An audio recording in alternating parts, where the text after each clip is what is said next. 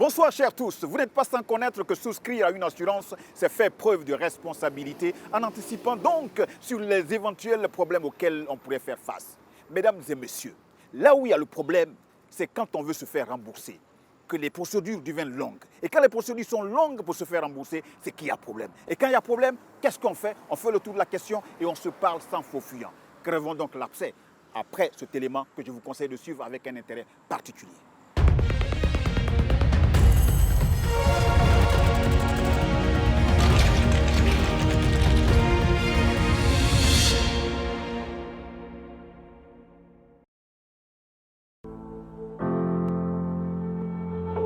Abidjan, 22e arrondissement à Cocody.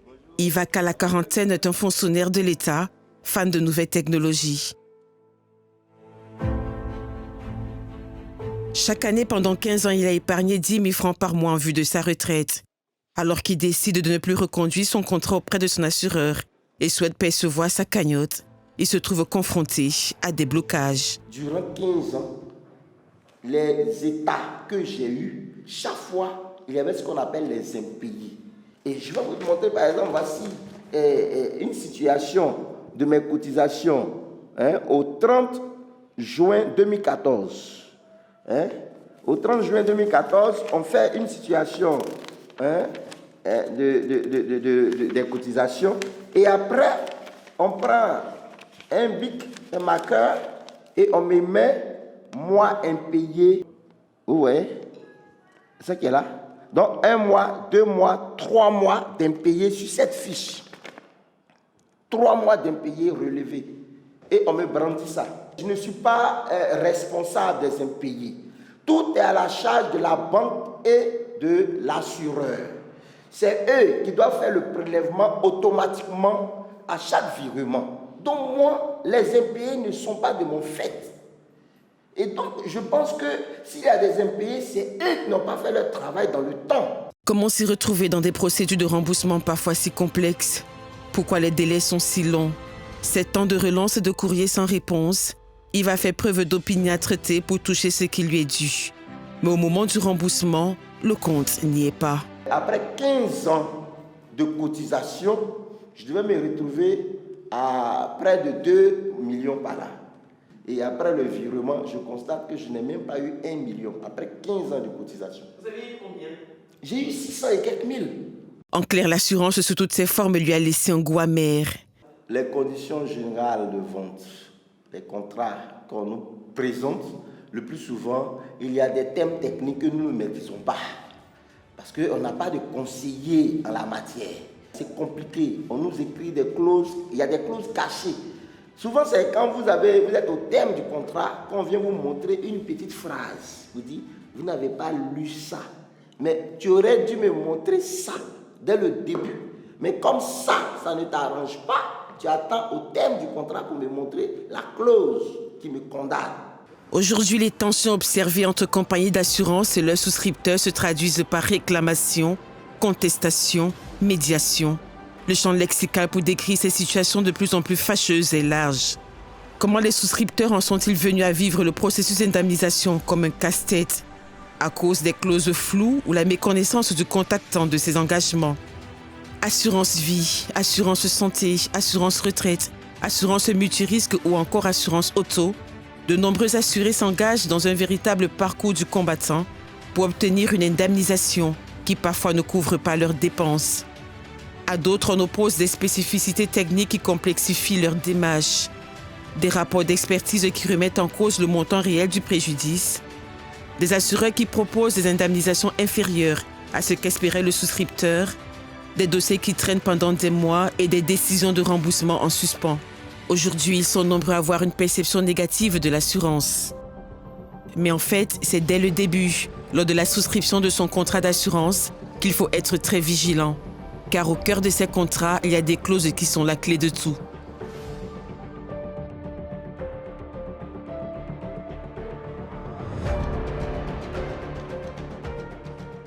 C'est ce qui est arrivé à Sylvie Bois, que nous retrouvons au bord de la lagune à Cocody. Cette assistante de direction a renoncé à entamer de longues et harassantes démarches administratives pour toucher les indemnités liées à l'assurance qu'elle avait souscrite pour sa progéniture. J'avais fait une assurance pour mes enfants où on me coupait 50 et quelques. Et là, on avait eu des soucis à un moment, en 2009 je crois, on avait eu des soucis, la structure avait des difficultés pour nous payer à temps, tout ça. Et puis bon, j'avais eu quelques soucis de famille, donc il me fallait gérer beaucoup de choses. Et là, j'ai fait 6 mois. Et puis comme les virements ne passaient pas à temps, l'assurance ne prélevait pas. Et après, un jour, ils m'ont envoyé un courrier pour me dire non, je dois tant et qu'il fallait payer. Et là, ils ont interrompu mon contrat. Moi, je n'avais pas lu au départ que quand c'est comme ça, si on n'a pas fait, je crois, 2 ans, on ne peut pas vous rembourser ce qu'on a cotisé. Donc, j'avais cotisé, je crois, 6 ou 7 mois, 54 000, un truc comme ça. Je n'ai pas reçu ça. Mais après, je me suis dit, mais j'aurais dû lire les clauses. En outre, il y a 2 ans et demi, Sylvie décide de clôturer son compte et sollicite le déblocage de son assurance vie et par la même occasion récupérer son épargne. Elle est très loin de s'imaginer que pour elle, c'était le début d'un long feuilleton plein de rebondissements. J'avais plutôt fait le courrier le 4 février et j'ai relancé le 27 février. Il n'y avait toujours pas de réponse. Le 24 mars, j'ai fait un courrier de réclamation et j'avais toujours pas de réponse. Bon, il y a quelqu'un qui m'avait appelé pour dire que non, ils allaient traiter, mais j'avais toujours pas de réponse. J'ai fait plusieurs relances. Ces assurances, quand on appelle là-bas, je ne sais pas si c'est une machine qui nous répond d'abord. Le robot nous répond d'abord. On dit non, les commerciaux sont... Et quelquefois, on te balance comme ça. Finalement, tu n'arrives pas à rentrer en contact des agents. C'est un peu compliqué aussi. Parce qu'il est parfois difficile de se sortir seul de ce face-à-face tendu avec l'assureur ou sa banque, qui demande sans cesse document sur document, il lui a fallu recourir à l'aide de la médiation de l'assurance pour entrer en possession de 927 000 francs CFA en guise de solde de tout compte. Ils sont nombreux ces Ivoiriens qui connaissent un litige avec leur assureur. Les fortunes sont diverses, mais dans beaucoup de cas, après un sinistre entre assuré et assureur, la situation s'envenime.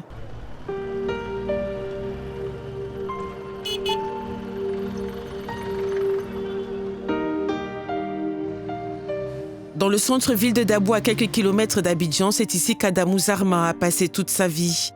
Opérateur économique, il s'est lancé il y a plus de 10 ans dans le transport public interurbain. Tout se passait bien pour Adamou jusqu'à ce fameux jour du 28 février 2018, où le rêve a tourné au cauchemar.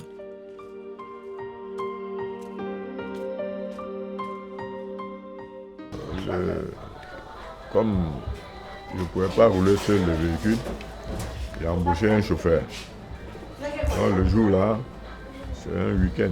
Je partais sur Abidjan, le pont Angebi, là, où il est chargé, il partait sur Abidjan. À la sortie du pont, il y avait un gros camion qui vient vers lui. Il a pris en face jusqu'à vers l'eau là. Donc j'étais à la maison, on m'a appelé, que le véhicule avait eu un problème grave. Je suis rendu sur le lieu, il y a la police, tout ça là. On a évacué le chauffeur à l'hôpital, après on les a envoyés à Abidjan. Donc le chauffeur même, je me suis occupé de lui, sans problème. Bon Dieu merci, il s'en sortit pareil, il avait les jambes cassées, tout ça là. Puis il y avait une femme qui avait un bébé là. Le bébé n'est pas resté. Une perte en vie humaine, des blessés et des dégâts matériels. Sa vie a presque basculé. 3 800 000 francs CFA pour couvrir le sinistre. Après avoir lui-même payé pour les réparations, Adamou écrit à son assurance pour être indemnisé. Côté de l'assurance, chaque fois quand il y a un obstacle, on nous dit d'aller déclarer à l'assureur. Donc je suis allé, je lui ai dit, bon, je fais mes dossiers, puis poursuivre. Eux seulement, c'est pour nous livrer l'assurance. Donc c'est à moi maintenant de faire mes démarches. Une procédure simple en apparence qui va devenir un enfer bureaucratique. Et ça dure 4 ans. 4 années pendant lesquelles ses prochains puissants voient son moral s'effondrer. Beaucoup de tracas, Amadou est désemparé. Mais il n'est pas à bout de ses peines. Le courrier qu'il reçoit est l'ultime coup pour l'achever. Sa compagnie d'assurance a fait faillite. Après, je suis allé dans une maison, je ne sais pas, vers Angré, là. Eux aussi s'occupent, quand l'assurance ne paye pas, je suis allé, sais pas. C'est le nom, je n'ai pas en tête. Donc, ils m'ont dit d'espérer, c'est eux-mêmes qui m'ont dit que l'assurance en faillite. Vraiment, depuis on a commencé à faire ces démarches-là, vraiment, les dépenses étaient trop. Chaque fois, il met carburant. Et puis, mon frère qui m'accompagne doit manger. Souvent même, on paie de la ticket, même on s'en donne aux gens au bureau pour qu'ils puissent nous aider, mais toujours c'est pareil. Une fois, ils sont allés, ils ont fouillé les dossiers, ils disent qu'ils ne voyaient pas les dossiers. Il dit comme il y a eu Covid, tout est mélangé. Donc, d'aller après, ils vont fouiller encore. Bon, chaque fois on va, c'est la même parole. Nous, c'est notre première fois. C'est ma première fois au moins. Donc après, maintenant, je suis venu voir Ouma. J'ai dit à Ouma, il faut qu'il cherche des gens pour m'aider. Ouais, ça a trop duré. Voilà. Ouma a dit, bon, il va s'occuper de ça.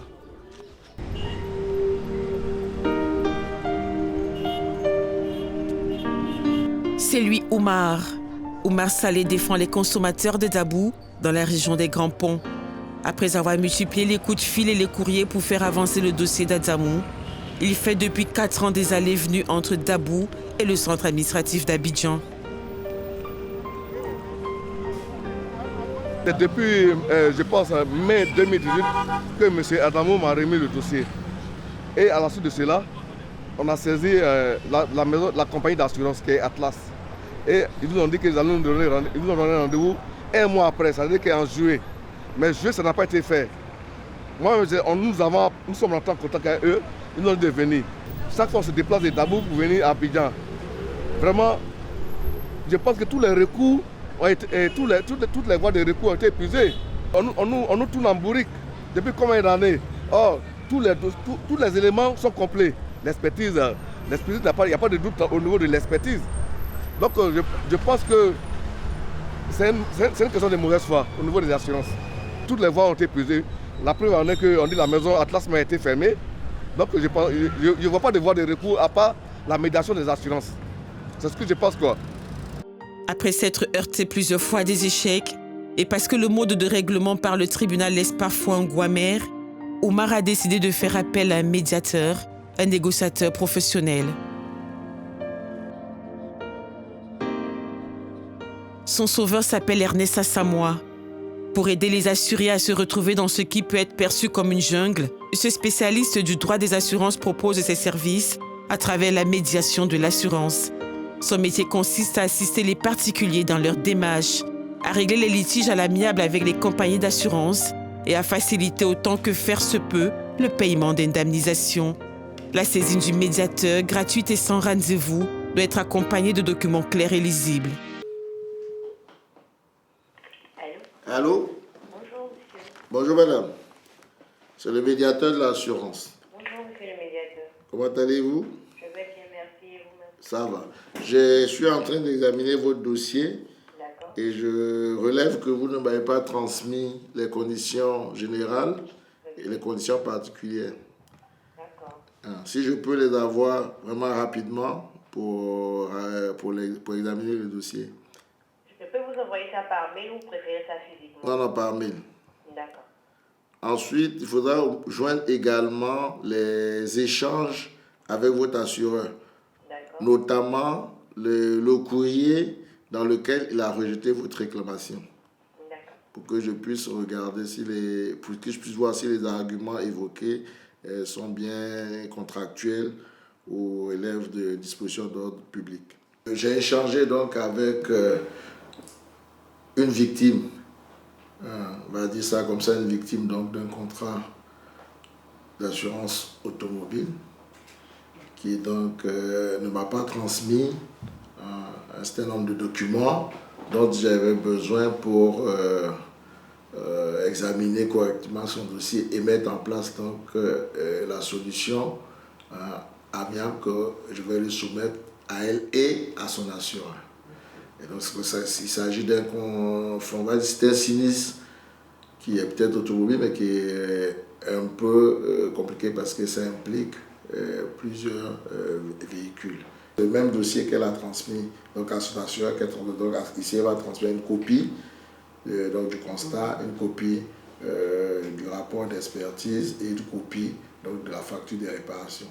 Et maintenant, en plus, chez l'assurance générale, la victime ne transmet pas les conditions générales et spécifiquement aussi les conditions particulières parce que considère que l'assureur, c'est lui qui a établi les documents, donc il peut les retrouver chez lui, mais le médiateur, lui, n'a pas ces documents. C'est pour ça que pour un meilleur examen de dossier, j'ai demandé à ce que cette dame me transmette une copie donc, des conditions générales du contrat et éventuellement une copie aussi des conditions donc, particulières. Maintenant, il peut y avoir donc, des dossiers qui vont être un peu plus compliqués, quand je dis un peu plus compliqués, qui vont requérir des études un peu plus poussées, notamment parce qu'il s'agit des contrats qui mettent en cause la responsabilité civile, puisqu'on appelle la responsabilité civile professionnelle. Il est le seul médiateur de l'assurance pour toute la Côte d'Ivoire.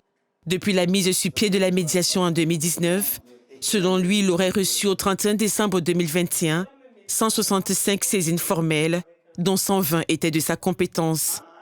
90% des propositions de solutions étaient favorables à l'assuré et ont mis fin au litige. Et pourtant, le nombre de conflits qui opposent assurés et assureurs reste élevé. Pour répondre aux demandes de plus en plus croissantes des assurés, ne faut-il pas étendre les services de la médiation sur l'ensemble du territoire national?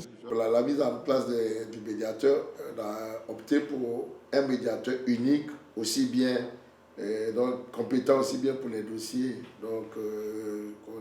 d'assurance vie et les dossiers d'assurance non vie. Donc, la médiation de l'assurance de Côte d'Ivoire, le médiateur en tout cas traite de toutes les questions qui relèvent de l'assurance en général, que ce soit des contrats vie ou des contrats non-vie. Le médiateur dispose de 45 jours pour rendre un avis motivé à compte de la réception des pièces qui lui ont été communiquées. Dans les cas exceptionnels où ce délai se révèle insuffisant, le médiateur informe de façon motivée les deux parties. Toutefois, il n'est pas habilité à intervenir dans tous les cas. Si par exemple le dossier est porté devant le directeur des assurances, la direction nationale des assurances, ce qui se passe aujourd'hui, puisqu'on a une bonne coopération, parce que la direction des assurances, aussi son rôle, une de ses missions, c'est de veiller, donc on dit, veiller à la protection des assurés, victimes et bénéficiaires de contrat. Il y a des saisines qu'on a eues ici, et dedans on a lu que par exemple, au niveau de ce qu'on appelle la clause de compétence, c'était indiqué qu'en cas de litige, le contentieux sera porté devant la cour d'arbitrage de Côte d'Ivoire. Donc, si le contentieux est soumis à la cour d'arbitrage, le médiateur aussi ne se prononce pas. L'assurance est un facteur de stabilité et de résilience aux événements extrêmes pour les économies locales et les ménages. Une fois assuré, un individu peut prendre des décisions plus risquées, par exemple pour créer une société, construire une infrastructure ou une usine, développer une nouvelle technologie. Dans les économies émergentes, certains risques sont peu fréquents, mais très coûteux pour l'individu et ses proches. Un accident de santé du chef de famille ou pour les agriculteurs, une grave inondation ou une sécheresse peuvent par exemple priver un ménage de revenus. Lorsque ces risques sont couverts par une assurance, les individus gagnent en sérénité et peuvent plus facilement prendre des décisions influant leur productivité et investir à long terme.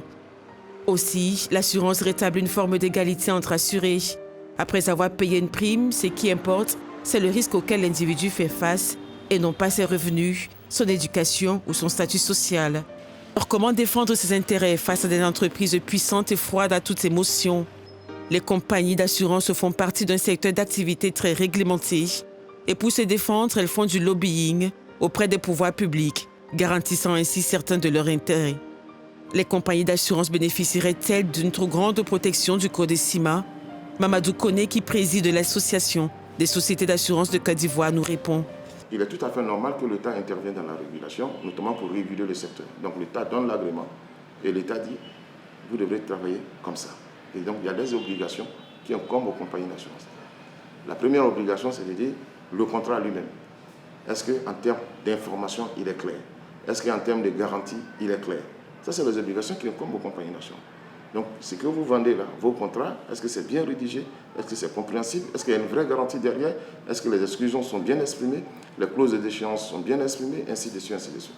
Et mieux, dernièrement, il y a quand même des réformes qui sont intervenues dans la présentation des polices d'assurance, notamment les polices d'assurance-vie, où le régulateur nous demande que, effectivement, pour un contrat d'assurance-vie, nous devrons fournir aux clients ce que nous appelons l'encadré. Et l'encadré, c'est un résumé du contrat, parce que nos clients n'ont pas toujours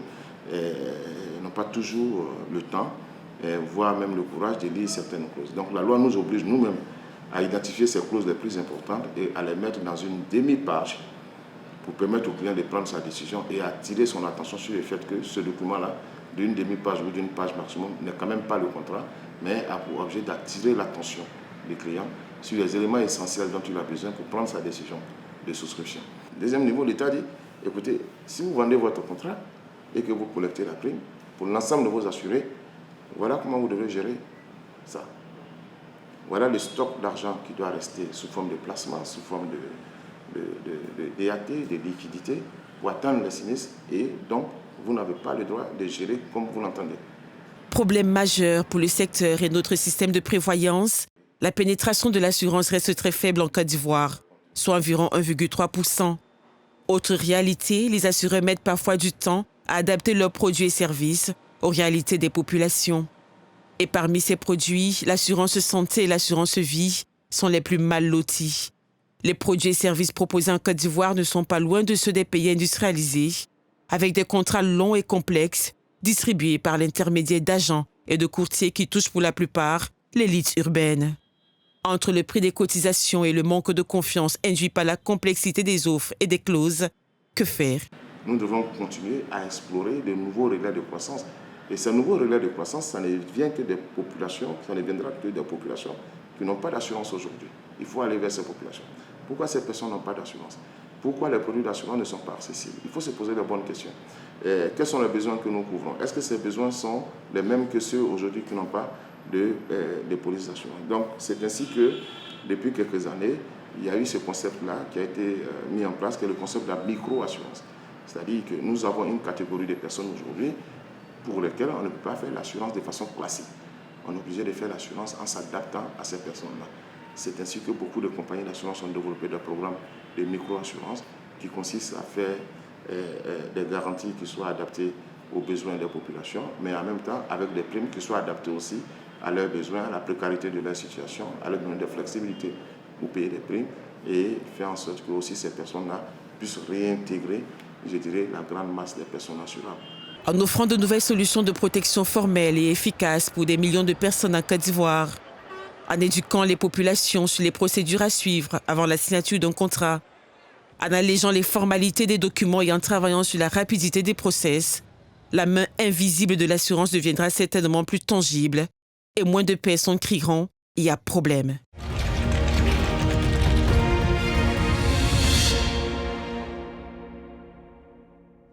Excellent document que nul ne saurait refuser en toute conscience, qui relate donc la situation, n'est-ce pas, du secteur des assurances en Côte d'Ivoire. C'est un immense plaisir pour moi de recevoir M. Tiornan Koulibaly. Je n'ai pas écorché le nom. C'est bon. Vous êtes donc le DG de Leadway Assurance. C'est cela. N'est-ce pas? Alors rapidement, Monsieur le Directeur Général, donnez-moi une carte postale de votre société. Leadway Assurance est sur le marché ivoirien depuis 2018. Nous sommes la filiale de Leadway Assurance Compagnie, qui est le numéro 1 du marché du Nigeria, qui est une compagnie vieille de 52 ans. Et donc nous exerçons dans l'assurance vie et l'assurance non-vie. Nous avons deux sociétés, une qui est dans l'assurance vie et l'autre dans l'assurance non-vie. Ok. Alors vous avez à côté de vous, Monsieur le Directeur Général, Monsieur Moro Franck. Il est donc le secrétaire, le vice-président de l'Union fédérale des consommateurs de Côte d'Ivoire. C'est-à-dire que la cible par excellence à qui vous proposez vos produits. Tout à fait. Mais il nous revient de façon récurrente qu'ils ne sont pas satisfaits. Est-ce que vous en êtes conscient? Non, nous en sommes tout à fait conscients. Nous avons des interactions au quotidien avec l'ensemble de nos clients. C'est valable pour toutes les compagnies d'assurance. Et nous pensons que le travail que nous devons faire, c'est plus un travail d'éducation. Nous devons continuer à éduquer les populations ivoiriennes vis-à-vis de ce que c'est que l'assurance. Très souvent, ce qui nous revient, c'est juste quelquefois des griefs liés même à la compréhension du contrat, liés à la compréhension de ce que l'assuré voulait voir couvrir et ce qui est effectivement couvert. Donc tout ça, ce sont des choses qu'on peut régler en amont, en éduquant, en disant proprement aux gens à quoi est-ce qu'ils s'exposent quand ils souscrivent à un produit et quelles sont les garanties qui sont liées à ces produits et comment est-ce que l'indemnisation va se faire. Ça, ce sont des choses que nous devons continuer à pouvoir améliorer dans nos différents contrats et dans nos différents services. Alors, Monsieur Franck Moreau, vous avez donc le directeur général de Leadway Assurance, n'est-ce pas? Oui. Si vous avez des préoccupations, je vous donne l'occasion de les partager avec lui. Les préoccupations, il y en a, mais d'abord, je veux présenter succinctement la structure pour laquelle je suis ici. C'est l'Union fédérale des consommateurs de Côte d'Ivoire, présidée par M. Jean-Baptiste Kofi, qui est une fédération spécialisée d'associations de consommateurs. Et au sein de cette entité, il y a l'association des usagers des banques, assurances et établissements financiers de Côte d'Ivoire, OBEFSI. Voilà. Et cette association a pour mission de faire la promotion des droits et la défense des intérêts des usagers. Mais ici, pour ce qui nous concerne, c'est dans le cas de l'assurance. Et donc nous, ce que nous pouvons déjà signifier, c'est qu'en notre sein, nous avons reçu pas mal de plaintes. Parce que l'association existe depuis 2011. Il faut noter que ces plaintes étaient liées à des soucis d'indemnisation. Et donc les griefs en la matière, ce sont ces personnes-là qui se plaignent du fait qu'elles ont payé leurs primes, mais quand survient un sinistre pour être indemnisées, elles ne savent comment s'y prendre du fait des nombreux reports jusqu'à ce que d'autres même décèdent. Les ayants droit ne peuvent même pas aussi continuer, les dossiers restent tels. Voilà les faits majeurs que nous avons reçus et nous faisons l'effort de remonter pour qu'il y ait gain de cause en faveur des usagers. Voilà. Quelques commentaires, monsieur le directeur? Le commentaire, je pense qu'il tient dans ce que j'ai dit tantôt, mais pour aller plus loin, moi ce que j'aimerais souligner ici, c'est que nous sommes une activité extrêmement réglementée. Et notre activité ne peut pas souffrir de ce type d'insuffisance. Nous avons des process qui sont très clairs. Quand vous n'avez pas de gain de cause auprès d'une compagnie d'assurance, vous avez un process qui est clair. La première étape qui suit, celle de la compagnie elle-même, c'est le médiateur des assurances. Nous avons aujourd'hui une médiation des assurances que vous pouvez saisir. Elle se trouve au niveau de la corniche en allant vers l'église Saint-Jean. Vous pouvez les saisir, c'est gratuit. Le médiateur va vous écouter en tant qu'usager, va écouter la compagnie d'assurance et va prendre une décision. C'est une décision qui n'est pas contraignante, mais qui vient d'un grand professionnel de l'assurance qui est là-bas dans cette médiation. Si vous n'êtes toujours pas satisfait, nous avons ce que nous appelons la direction des assurances, qui est une direction qui est liée à la direction du Trésor de la comptabilité publique, qui, elle, a des fonctionnaires en son sein, très bien formés, qui connaissent l'assurance et qui prennent des décisions contraignantes. Vous allez aller leur exposer votre sujet. S'ils estiment que la compagnie doit vous indemniser, ils vont faire une injonction à la compagnie et qui n'a pas de recours. Elle est obligée donc de payer parce que la direction des assurances en aura décidé ainsi. Si vous n'êtes toujours pas satisfait, vous pouvez saisir le tribunal du commerce. Parce que nous sommes une société avant tout et vous pouvez saisir dans le tribunal du commerce parce que vous voulez rentrer dans vos droits. Donc nous sommes réglementés par d'abord le code des assurances qui est très clair en ce que nous devons faire, mais ensuite dans des process pour que les clients ne soient jamais lésés. Donc cela doit être également dit et je compte sur vous pour porter donc cette voix au niveau des consommateurs. Alors, moi, je veux juste comprendre. Quand ils viennent pour souscrire à une assurance, le contrat qui vous lie, est-ce que vous leur expliquez exactement mot pour mot? Parce qu'eux, ils disent, quand ils viennent signer le contrat, après ils payent ce qu'ils ont à payer, mais c'est maintenant, au moment où vous devez rembourser, par rapport donc à l'engagement qui a été pris, c'est là que vous commencez à lire tous les articles du contrat. Alors qu'au début, là, au moins, ils payaient, là, vous n'avez pas lu tous les articles. Non, ce n'est pas totalement vrai. C'est ce qu'ils disent. Hein. Oui, non, ce n'est pas. Moi, je vous transmets. C'est cela, c'est cela. Ce n'est pas totalement vrai. Oui. Parce que je vous disais que nous sommes dans un secteur extrêmement réglementé. Et même nos contrats sont prescrits par le code. Un assureur n'a pas la latitude de rédiger un contrat qui sort du cadre du code CIMA. Nous sommes dans le code. C'est le code qui prescrit l'ensemble des dispositions qu'il y a dans un contrat d'assurance. C'est extrêmement réglementé. Donc nous respectons déjà ce code. Maintenant, en termes d'explication aux clients, effectivement, ça, c'est une responsabilité pour nous. Il faut que nous puissions expliquer aux clients exactement ce à quoi ils souscrivent. Et c'est là que je pense que se trouve le problème.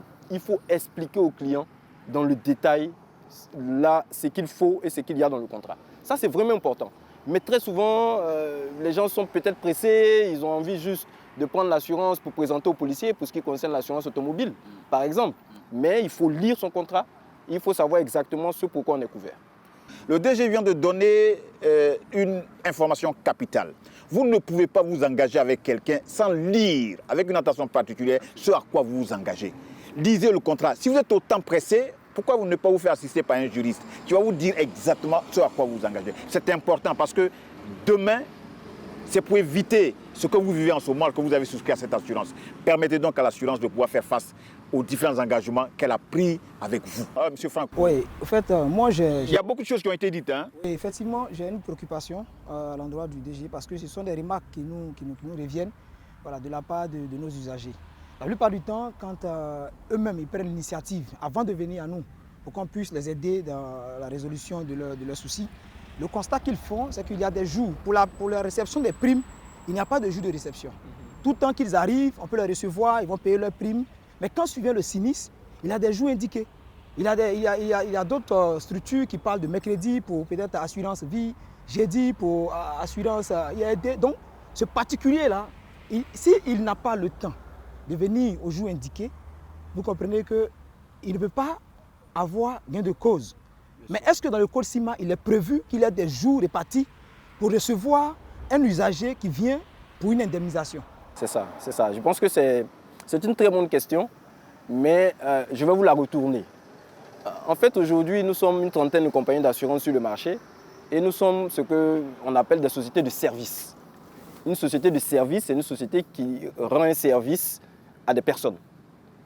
C'est à vous, en tant que consommateur, de regarder les processus de chacune des compagnies d'assurance et de sélectionner celles qui rendent le mieux le service. Moi, je suis d'avis avec vous, et chez Lido Assurance, on n'a pas de jour pour recevoir les gens. Je suis d'avis avec vous qu'il ne doit pas avoir de jour pour recevoir quelqu'un qui est dans une situation compliquée. Si vous avez des jours, c'est à vous, en tant que consommateur, de dire, chez l'assureur A, il y a des jours pour vous recevoir quand vous avez un sinistre. Chez l'assureur B, il vous reçoit tout le temps. Faites votre choix. En fait, c'est ça. Nous sommes nombreux sur le marché.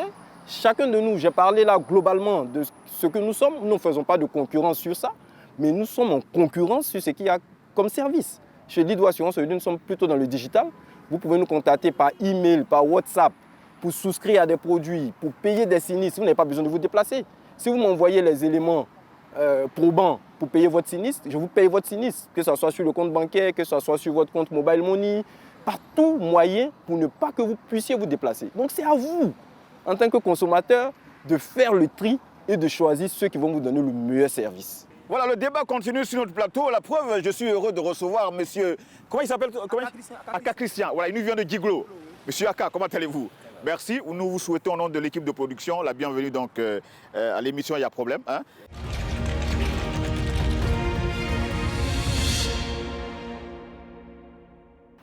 Monsieur Aka, ça va? Oui, ça va. Et Djiglo, on dit quoi? Il y a des assurés à Djiglo là-bas? Il y a beaucoup. Ouais. Ils se plaignent? Moi, sincèrement, je me plains parce que depuis très longtemps, je suis dans l'assurance. J'ai souscrit le 1er août 2009 une assurance éducation pour ma fille. Et c'était pour 10 ans. Donc ça devait prendre fin le 1er août 2019.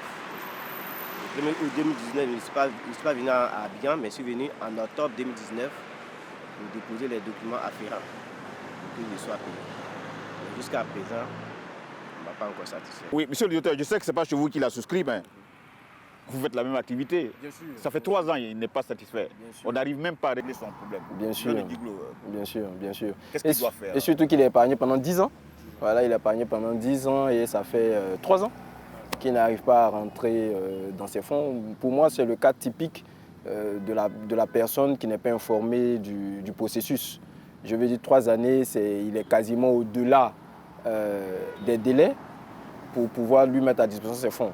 Je vous informe que dans votre cas, puisque vous êtes arrivé à échéance de vos cotisations, la compagnie avait 2 semaines pour vous payer. Ça n'a pas été fait, vous avez attendu 3 ans avant de recevoir donc, vos fonds, c'est toujours pas là. Donc pour vous, tout de suite, dans l'immédiat, c'est de saisir donc, le médiateur. Voilà, c'est de saisir le médiateur, c'est gratuit. C'est à Cocody, par chance vous êtes à Abidjan. Voilà, vous saisissez le médiateur, c'est à Cocody sur la corniche. Voilà, vous le saisissez. Très rapidement, c'est un sujet assez simple. Il est épargné. Il suffit juste de saisir la compagnie avec votre numéro de contrat, de faire le point et de dire à la compagnie de payer. Il n'y a pas de sujet dans ce cas-là. Maintenant, après, je ne sais pas pourquoi est-ce que ce n'est pas encore payé. Qu'est-ce que la compagnie lui a dit? Il y a forcément eu des correspondances entre lui et la compagnie. Mais s'il a véritablement cotisé, il n'y a pas de sujet, il sera payé. C'est une grande joie parce que c'est dans le cadre de cette sensibilisation que je l'ai fait venir. Voilà, c'est dans le cadre de notre sensibilisation. On a compris qu'il faut que les consommateurs se vouent. Lui, il a guiglo. Depuis 3 ans, il ne sait pas à quel se vouer. Et dans le cadre de notre sensibilisation avec la médiation de l'assurance, il a eu l'information. Je lui ai dit, tu viens sur Abidjan, on ira voir le médiateur. Voilà, c'est pour dire simplement que nous travaillons pour que le consommateur soit satisfait et c'est une preuve palpable. Donc l'objectif de sa venue, c'est qu'on puisse l'introduire auprès du médiateur. Aka Christian, votre problème sera réglé. Vous êtes dans de bonnes mains, vous venez d'avoir des éléments d'information. On a un bénéficiaire de vos services qui est juste derrière nous, c'est un assuré aussi. Lama Olivier, voilà, avant donc, le début de cette émission, je sentais en vous une certaine colère vis-à-vis des compagnies d'assurance. J'ai été victime d'une situation, par exemple, à Yopougon, où le camion à 2 h du matin est rentré, a quitté la route, transportant du sable, est rentré dans ma maison, détruisant tout ce qu'il y avait à l'intérieur. Et là, lorsque j'ai contacté le camionneur, il m'a dit non, d'aller voir sa maison d'assurance. Lorsque je suis allé voir cette maison d'assurance, ils m'ont dit de fournir certains papiers que j'ai fournis. Et par la suite, c'est difficile de rentrer en contact avec d'avoir indemnisation, disons, ni dédommagement. Ce n'est pas dédommagement parce qu'ils m'ont dit qu'ils allaient me rembourser s'ils faisaient les travaux effectués sur cette maison. La maison est cassée. Lorsqu'ils veulent déposer les papiers, ils me disent non, il faut refaire la maison et puis en fonction des factures, tu nous ramènes les factures et on va te rembourser ce que tu as dépensé. Et lorsque cela a été fait, à cause de la pluie, du temps pluvieux en cette période, c'était en octobre, en octobre de 2020 jusqu'à aujourd'hui en 2022, je n'ai pas encore de suite. Alors, monsieur le directeur, est-ce que c'est comme ça, quand on n'a pas souscrit et que celui qui doit nous dédommager vient d'une autre compagnie d'assurance, comment ça se fait? Dans son cas, c'est le sujet important de la responsabilité civile. Donc le camion qui a donc détruit la clôture de la maison de son père avait pris une assurance en responsabilité civile. Donc les réparations devaient donc être couvertes par la compagnie d'assurance. Ce que la compagnie d'assurance n'a pas refusé quand je l'entends. Mais il dit qu'il se pose donc un problème de pouvoir payer entre les mains du bon bénéficiaire. Parce que lui n'étant pas le propriétaire, c'est son père qui est le propriétaire de la maison, il a des frères. Et donc on ne sait pas à qui payer en fait le montant. Je pense que c'est un sujet qui peut être résolu simplement par intelligence entre les parties. Il a fait la preuve ici dans l'émission que c'est lui qui avait fait les réparations et qu'il avait contacté la compagnie d'assurance. Donc la compagnie d'assurance sait que c'est ce monsieur-là qui a fait les travaux de la maison du père, même s'il n'est pas propriétaire. Donc je pense qu'en bonne intelligence, une solution devrait être trouvée. Mais pour ça également, il peut voir avec la médiation, revoir avec la compagnie, parce que tous les éléments tels qu'expliqués ici sur ce plateau démontrent que c'est lui qui a réparé et la responsabilité de la compagnie d'assurance était de faire donc cette réparation, de couvrir, d'indemniser par rapport à ce sinistre. Et lui, il a réparé, donc la compagnie doit normalement lui payer les fonds, mais la compagnie veut se protéger contre le fait qu'un frère ou une sœur un jour vienne réclamer ces mêmes fonds. Donc là, en parfaite intelligence, avec des documents bien rédigés, ils peuvent trouver la solution et puis lui, qui a fait les réparations, d'après la preuve qu'il nous fait ici, peut être indemnisé. Ça fait 3 ans que vous exercez donc, en Côte d'Ivoire. Vous êtes quand même conscient que les jeunes sont près de 70%, font 70% de la population. Quels sont les services que vous pouvez proposer donc, à cette jeunesse-là? Et puis, les remarques qu'on fait souvent donc, aux compagnies d'assurance, c'est que les produits que vous proposez sont élitistes. On ne touche pas à la masse. C'est peut-être l'une des raisons du faible taux de pénétration, n'est-ce pas? Alors, qu'est-ce que Leadway compte proposer pour que tout le monde soit touché et que les Ivoiriens puissent comprendre combien de fois il est important aujourd'hui de souscrire à une assurance? Nous sommes dans un pays où 70% de la population a moins de 35 ans. Donc c'est un sujet dans nos compagnies qui nous maintient éveillés. Nous voulons donc travailler à cela, faire en sorte qu'il y ait beaucoup plus de jeunes qui viennent vers nous. Mais comme je le disais, pour nous, c'est déjà d'utiliser la technologie pour pouvoir donc toucher cette population de jeunes en les éduquant sur l'assurance. Il faut commencer déjà à les éduquer. La chose déjà dans l'éducation de quelqu'un pour l'assurance, c'est déjà l'épargne, la petite épargne. Nous avons là un produit chez Leadway qu'on appelle Chap Chap par exemple, qui fait très jeune, voilà, qui permet à un jeune juste avec 5 000 francs CFA d'épargner et de pouvoir donc participer à un tirage au sort, parce que nous en tant que compagnie d'assurance vie, nous avons la possibilité d'organiser des tirages au sort, où la personne peut gagner tout de suite ce qu'elle aurait cotisé pendant 5 ans, elle peut le gagner tout de suite, elle peut gagner 500 000. Donc tout ça, ce sont les produits pour attirer effectivement les jeunes vers le secteur de l'assurance en passant déjà par l'épargne. Mais après, c'est de faire comprendre aux jeunes que dans la vie, on peut avoir des coups. Il peut arriver des situations très dures où il n'y a qu'une compagnie d'assurance qui peut nous indemniser, nous permettre d'aller de l'avant. Nous savons que les jeunes Ivoiriens sont très entrepreneurs. Il y en a qui ont des sociétés et qui essaient de se développer. Donc, ces jeunes-là doivent également s'assurer. Nous avons des jeunes, par exemple, très actifs dans le domaine de l'audiovisuel, qui s'achètent quelques équipements. Si ces équipements ne sont pas assurés, le coût d'un tournage, comme ça, il y a un dommage, il perd tout, il doit repartir de zéro, ça ne va pas être évident. Donc, c'est de leur faire comprendre que tout est assurable et tout doit être assuré. Monsieur Franck Moreau, est-ce que le directeur général de Leadway Assurance vous a convaincu? Lui, il a défendu ce que Leadway fait. Or, nous travaillons pour la généralité. Et on sait qu'en interne, il y a beaucoup de travail à faire. C'est pourquoi nous avons initié cette sensibilisation, dont je passe 50-50. Voilà, voici la raison fondamentale pour laquelle je donne 50-50. Parce qu'il y a beaucoup à faire.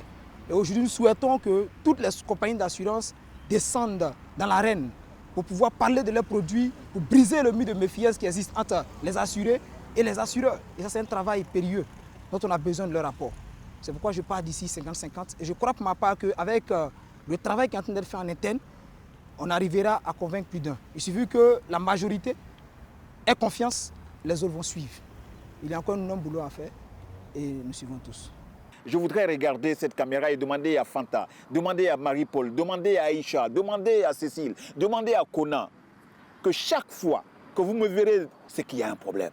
Et tant qu'il y aura problème, je serai bien sûr sur Live TV tous les dimanches à partir de 20h pour faire le tour de la question. Et avoir des invités comme le DG de Leadway et comme mon frère Franck Moreau, c'est un immense plaisir. Venez pour que nous puissions débattre. Nous n'avons pas la prétention de tout connaître. C'est avec vous que nous allons y arriver. Le débat reste donc ouvert. On se retrouve quand? Dimanche prochain. Parce que chaque jour qu'il y a vie, il y a toujours problème. À bientôt.